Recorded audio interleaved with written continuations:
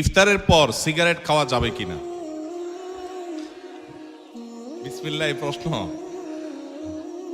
ভাই, এটা যে শুরুতে তো খেয়াল করলাম না। ইফতারের পর সিগারেট খাওয়া যাবে কিনা, এটা কোনো কথা হলো ভাই? ইফতারির পর আসলে হয়তোবা প্রশ্নটা এমন কোনো ভাই করছেন যিনি প্রশ্নটা লিখে পাঠিয়েছেন, হয়তো এই বেচারা সিগারেটের বদভ্যাস আছে, আবার লোকটা রোজাদারও, তো সারাদিন ধূমপান ছাড়া থাকতে থাকতে থাকতে থাকতে বেচারা অধৈর্য হয়ে ইফতারের পরপরই হয়তো বা সিগারেট দিয়ে ইফতার করে কিনা আল্লাহ জানে।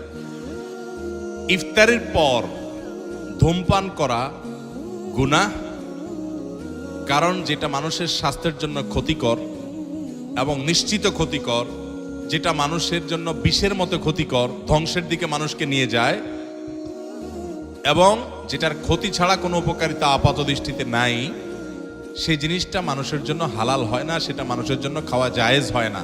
ধূমপানটা সেরকম একটা বিষয়। অতএব আপনি ইফতারের আগ পর্যন্ত তো করবেনই না, কারণ আপনি রোজাদার, সেই হিসাবে হালাল জিনিসও খেতে পারবেন না। কিন্তু ইফতারের পর যদি কেউ ঘুষ খায়, ইফতারের পর যদি কেউ কুকুরের গোশত শুকুরের গোশত খায়, সেটা যেরকম ইফতারের পরে খাইছে দেখে হালাল হবে না, ধূমপানটাও ইফতারের পরে করছে দেখে হালাল হবে